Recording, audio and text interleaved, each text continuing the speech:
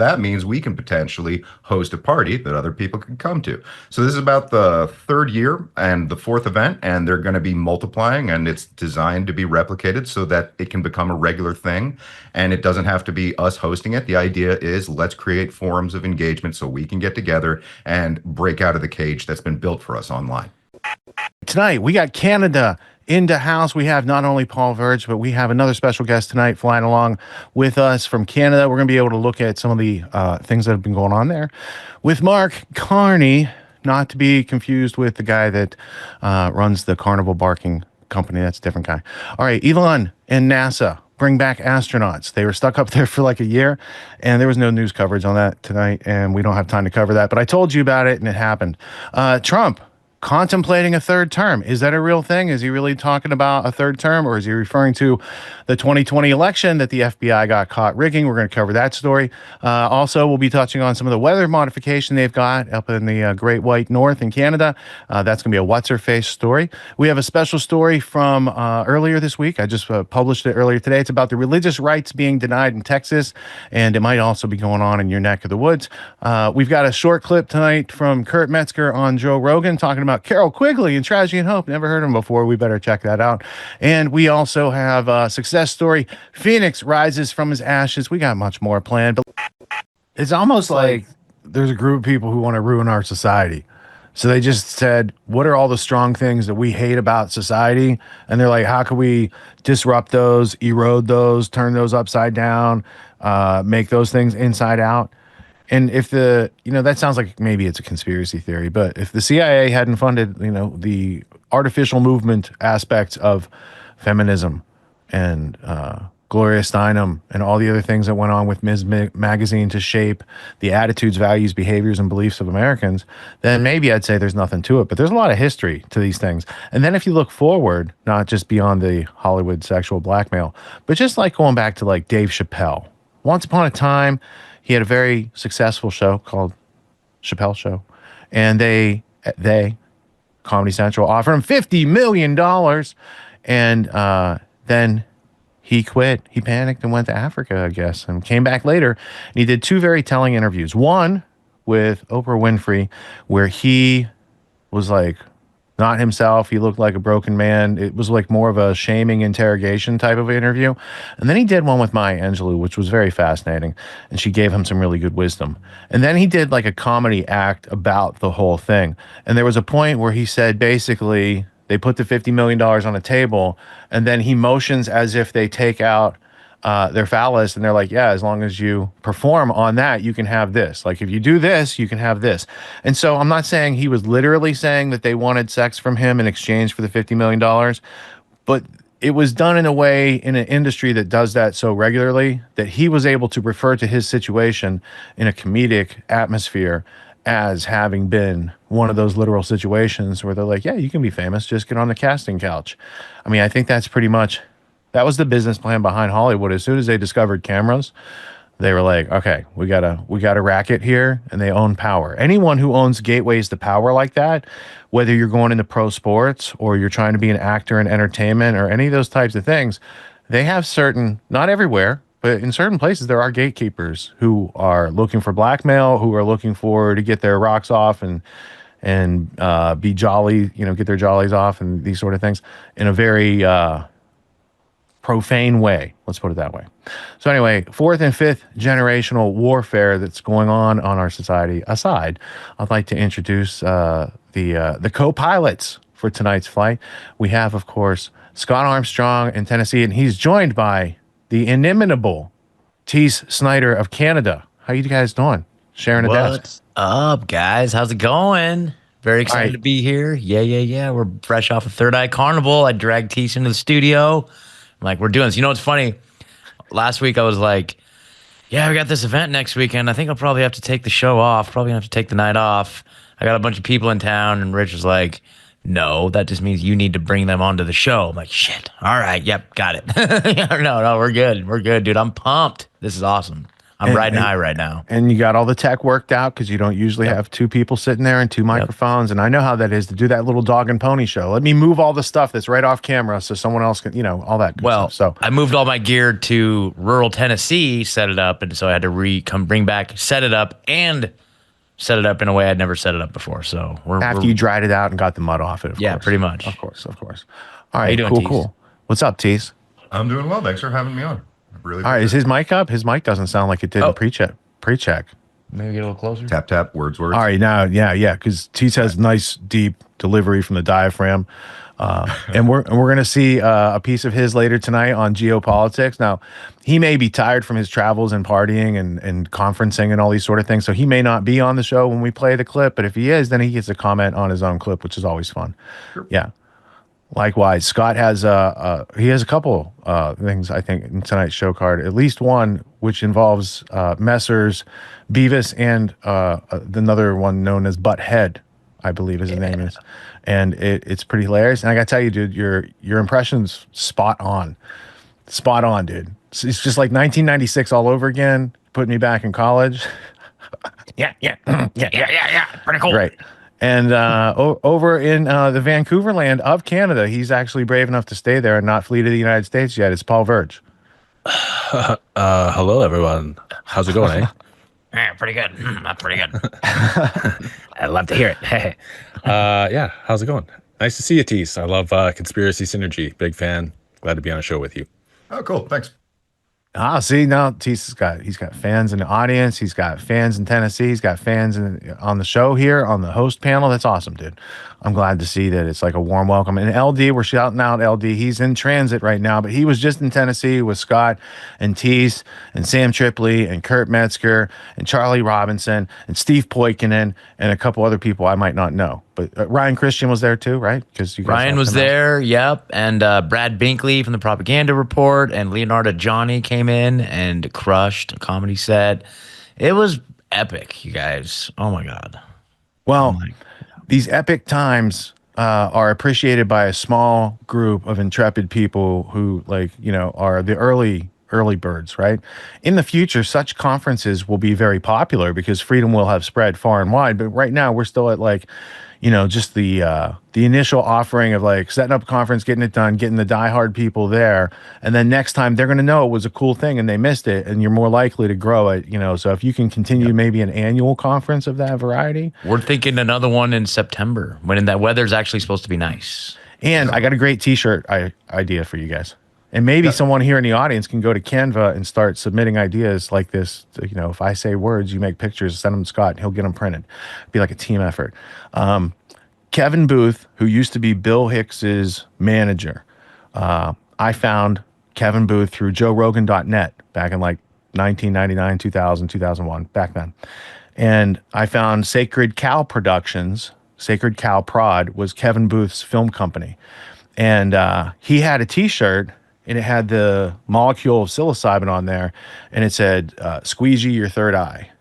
And I bought one of those because I was like, that's a cool t-shirt. But since you guys have a third eye carnival, squeegee your third eye could be like a good tagline for you guys, because I don't think he makes that t-shirt anymore. That was 25 years ago. Okay. That's my point. And people that got squeegees, and you can, do some graphics, maybe AI it a little bit, but that could be a marketing idea. You always need a tagline for the conference, man. Yeah, there was people on psilocybin there, that's for sure. Yeah. Squeegee your third eye with freedom. Yeah, there you go. I'm into That's that. what you need first. Yeah. That's what I was thinking. I was just thinking, the event, people try to hand me a panini sandwich, and I was like, is there any THC or mushrooms or acid or some new drug I've never heard of in this panini sandwich? And they're like, no, dude, it's just a sandwich. I'm like, okay, cool, thank you. Yeah, you got to ask questions like that, man, because, life's a real place. It was also a family-friendly environment, and it is not a hard partying, more just a delightful squeegee, as you alluded to, Rich. Yeah. Yes, I think both are synergistic in the Venn diagram just a little bit. Like the Porcupine Freedom Festival in New Hampshire is the first place that I saw at night. Down by the bonfire, there's a pavilion and there's picnic tables, and this guy had this neon chalkboard sign, and it was psilocybin, cannabis, a whole bunch of things that for a long time those were super illegal in this country. You'd have to go to Europe to have signs like that, right? And I walked by and I was like, bro, can I take a picture of your sign just to show my friends? Like, they're not going to believe if I told them, you know. So I do have a picture someplace of the sign, but yeah, that type of freedom goes on, and it usually doesn't infringe with, you know, on the families and the kids, you know, and it's, you know, those kids are asleep. That's where they're supposed to be, and they're not down by the bonfire. That's the gist. Correct. Yeah, but They're it away was from the crazy. campers. It was crazy too. Like the whole comedy set, all people's phones were going off, tornado warnings, there was thunder and lightning. Like it was like Leonardo's set, the rain was coming down so hard. She's like, I'm getting heckled by the rain, dude. Like it was like intense, but it was so epic, man. Who organized it? Whose idea was it? Is this the first one? Will there be more? Yeah, so the original idea stemmed from the segment that I do on Wednesdays on AM Wake Up, which is called Revolution Wednesdays. And the idea is basically trying to get people together in synergistic formations conducive to change in the real world, and that the sort of algorithm ghettos that we all exist in a digital way aren't good enough, and they're too controlled. So we need to really break out of that, and we need to come up with viable solutions. So Steve and I were trying to be like, okay, what we want to do is have our listeners host barbecues, and you can watch an episode of Conspiracy Synergy or something else with your friends. And if you want, we'll tune in and just hang out with you for a bit and answer questions, anything like that. And what we discovered very quickly was that nobody was really down for it, because it took a lot of time and energy and investment, and it can be difficult to try and get people to come along and listen to that kind of thing. So we realized that we needed to throw parties for people. And I had a big fan of Conspiracy Synergy living in Pueblo, Colorado, and she's affectionately goes by the name Marmot Lady because she draws a bunch of marmots as her cartoonist gig. And she was within the vicinity of the Blowback Gallery, which you're familiar with, Rich. Oh, yeah, by for Jeff sure. Mady. Yeah. Yeah. And so I'm like, okay, you two need to talk to each other, because if you're in the same area, that means we can potentially host a party that other people can come to. So this is about the third year and the fourth event, and they're going to be multiplying, and it's designed to be replicated so that it can become a regular thing. And it doesn't have to be us hosting it. The idea is, let's create forums of engagement so we can get together and break out of the cage that's been built for us online. Right on. Now, we try to keep this show, like they say you should communicate to people on a 5th grade level. So we rock around 8th grade, but like Teace is like talking graduate level. So he used a lot of big words there, but essentially these ideas are permeating out there. This conference can go on in any city, kind of like a Red Pill Expo. Is that the format that you're talking? Yeah. Well, it's not really a conference environment. It's like everyone who goes to conferences come out, chill, and then talk about it casual, so that you can sort of like make lifelong connections and then build off of them incrementally moving forward. All right, cool. And then Jeff Medine at Blowback Gallery, he's a producer on the Ultimate History Lesson. Like I've known him for a long time, and I would like to get out to Pueblo, Colorado, and see it in person. But I've seen over the years, he'd be like, we're doing construction. I'm doing drywall today on a new part of the gallery. And when he kicked off that art show every July, I was really excited, because it's a magnet. I mean, to do anything, Third Eye Carnival, Blowback Gallery, Freedom, Truth Art, like these are magnets to find the others. And when you find the others, what are we doing? We're sharing, hey, have you seen this yet? Have you seen Who Killed John O'Neill? Have you seen these independent films that, you know, YouTube doesn't allow these things to really circulate too far. So it's almost like the old days where we have to like bring some CDs or DVDs and start handing them out to everybody. And it's like, you know, you go home with a grab bag and you start, you know, there wasn't Netflix back then. So you'd go through and be like, oh, what's this? The Panama Deception. Oh, this is a pretty good documentary. There's something going on there. So, just doing these little things that help inspire people to grow in the right direction, but also mixing in comedy and entertainment and these other elements that make life fun experiences to help get you through the hard days of work. Was it, how many days was it? Oh, it was supposed to be this morning as well, but that didn't end up panning out just because it was a cowboy church segment that is usually hosted by the owner, and we were all gonna tag along. So it just ended up being a kind of like casual hangout. So it was 2.5 days overall. And the first day was the music, second day was the comedy, and the whole time was a great time. Yeah. Last night and this morning was more pushing cars out of the mud. Yeah. That was the main event. Many good events like Woodstock. Like, think about that, right? I mean, so those are memories that are like indelible. Now, Exactly. Teace, did you get to see Scott rock out on stage? I did, man. It's like actually really crazy how much he shreds. So it's one of those really interesting things. He also got up on stage and did a pretty solid comedy routine. Did you So ask when he decided to do these things? Because I think he's just picking up stuff like, oh, I could do that. Oh, I could do that. I could do that. I could publish an album. I could do stand-up comedy. I can go over here and build houses. I can go over here and save lives. Like he's a Renaissance man. And I think yeah, an autodidactic, multifaceted, very interesting individual who's increasingly learning and may soon outstrip us all. So watch out for the guy to my left here. Let's see I'm where not trying to outstrip anybody. Like we're all. but Scott with rising Chat together. GPT can be very competitive to just Tease, There you you know. go. It might be a fair fight until Scott's like, I got the whole, yeah, Yeah. there you go. Yeah, that's cheating, Scott. I'll That's use my cheating. clip genie. I'll pull out clip genie, and then it's game over. Some of us have been developing our minds for decades, and then Chat GPT comes along and wrecks everything. Well, you guys did all the work, and now we have tools like clip genie that I can now capitalize off of it. Yeah, I can't wait to get the rest of my stuff into Clip Genie because Hell yeah. there's increasingly like I want to go back and search for this thing, but I don't know where it is. But I know a word, and now the AI is like, we can find the word if you put it in the large language model. And also, I was excited because Adobe Premiere, you could search for like stop sign, and it'll pull up the piece of footage that has a stop sign in it. But I'm also a little creeped out about the surveillance aspect that. It's okay if it wants to translate my text and give me subtitles. Like I think that's useful, and if I can edit from text, that's nice. But when you're like, yeah, you're understanding a little too much. I don't know what your role is here in the video editing. Well, I did have that tweet where it's like they're trying to replace people with AI. Let me see it because it doesn't Really? translate. If I just say it like that, it doesn't translate. But the picture says like 100 words. So let me just see where it is right here. It was right before the show. While you're looking for that, I heard a story a couple years ago that's like it's a weird, interesting one where it's like these people were editing child pornography on their Adobe Premiere and they got busted just pulling it up in the software. So it's like, okay, so then Adobe's looking at everything we're editing. And so I'm like, well, so that there's that conundrum. It's like, well, they're using it to bust child pornographers. But then it's like, well, fuck, are they just looking at everything I'm doing? Like, okay, so it's like, damn, crazy. Similar to that software that Apple was using to look at the photos on your phone to make sure you weren't engaged in any untoward behavior. Yeah. And you can see that pretty much any nonlinear editing software that you use going forward, if it has an online component where it has to check for elements or like social royalty-free components, elements you might be using, then yeah, they're going to maintain, we need that access to scan all your files just to make sure, nothing's pirated or possibly, something like CP. So they're going to, it's like any of these tools, they're always going to say ostensibly that it's for our benefit, for our protection, but ultimately it can be used against us as well. Well, not only that, but they present it to us like it's a safety feature.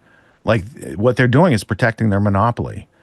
If other people are doing that thing, that threatens their monopoly and they want to go blackmail that person.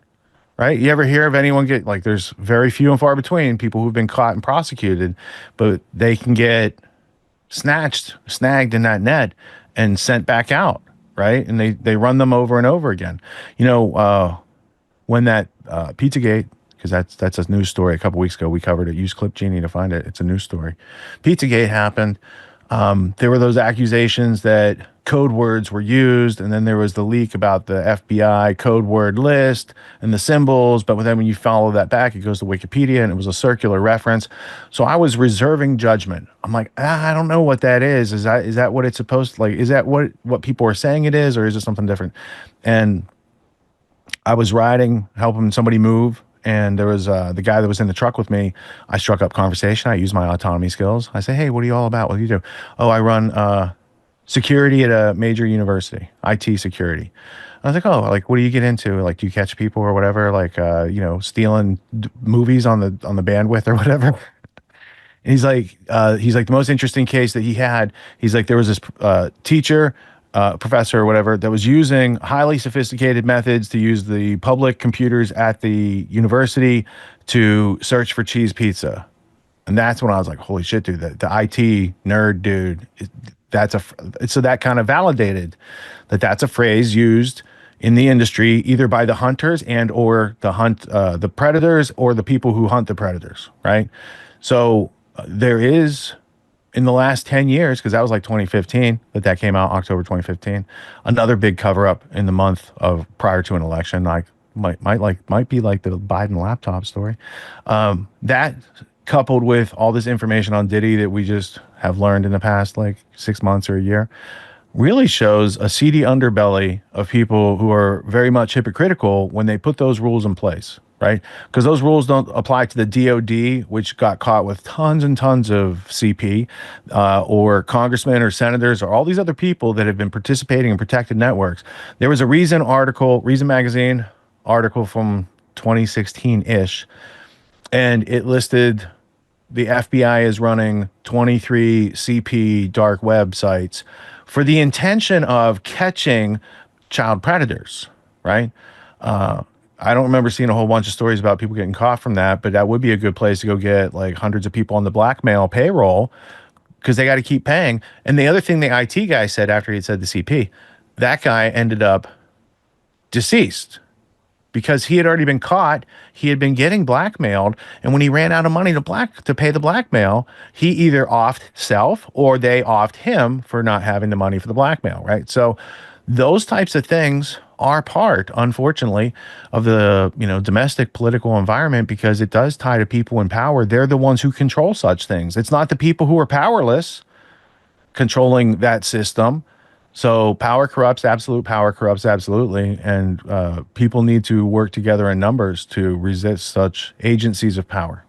Well, I'd like to actually add a little quote to that. I think it's Frank Herbert who did Dune, and do forgive me if I'm off a little bit on the quotation, but it's not that absolute power corrupts absolutely. It's that it's a magnet for the corruptible. And so it's a very interesting thing that they'll create those magnets for exactly kind of the people that you allude to. Well, and I would tease onto that, and I would say, I just use your name as a verb. I would say that their ability to attract the people that will do the ill things to gain power is through banking and the creation of money out of nothing. Because the people who have that system where they create money out of nothing, here's $5 trillion. They're not looking for money. Money's worthless to them. They print it out of thin air. They know it. But other people will do ill things for that money, and that gives the people who print it ultimate power and control and influence from beyond, because you're going to blame the guy who took the money and did the thing, not the guy who ordered the guy to pay the money or the bailout that funded the law firm to put the hit on the whistleblower in the first place.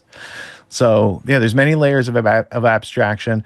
And again, these are not things that are put on the radar through schooling or educational media on History Channel or otherwise made on people's radar.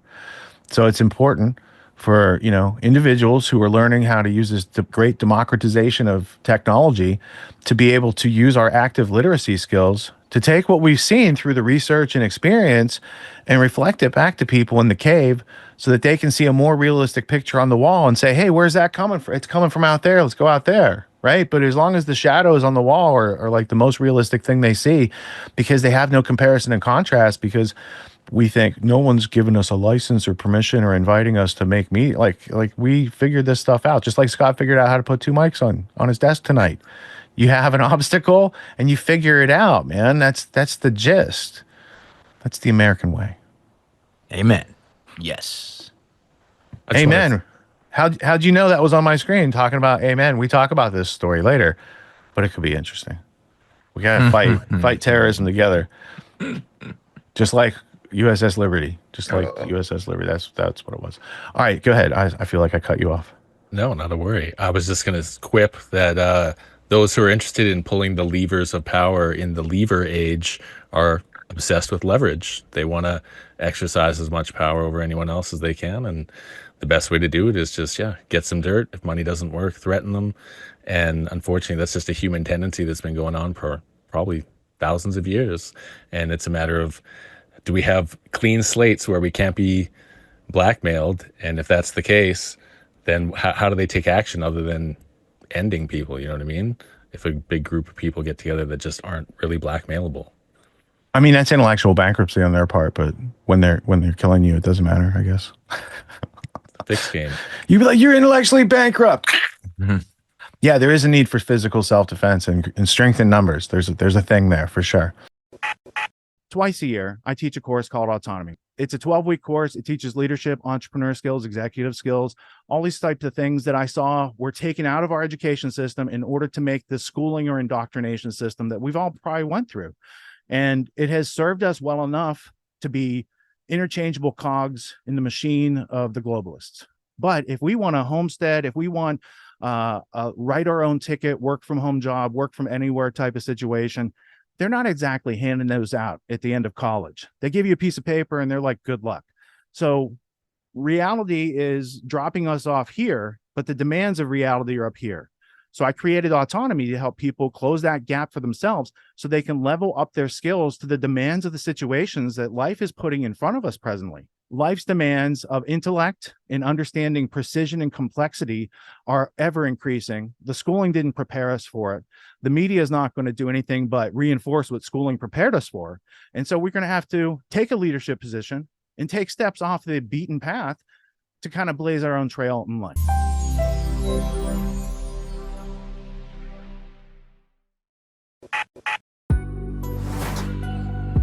What makes the Grand Theft World podcast unique, invigorating, exciting, and informative? Most other podcasts out there are either doing straight up interviews or they're just covering the daily news. They're covering current events from the day they happened. And that is effective. It's useful. It's a great starting point. And then sometimes these current events change during the week past the first story. So we like to give it a little time. You have to wait till some of the dust settles on these stories in order to give them accurate coverage. And the other thing that's really missing in the media landscape is covering the articles that are coming out every day. That's great. That's necessary. But who's bringing in contextual history so that you can understand what has been going on for decades and decades to lead up to the machinations and actions that we see unfolding today? So what we do here on the podcast is we cover current events. Many of these things are censored, but we wait about a week. As a forensic historian, I focused mainly through my career on the history of globalism and collectivism and things that they call maybe the New World Order.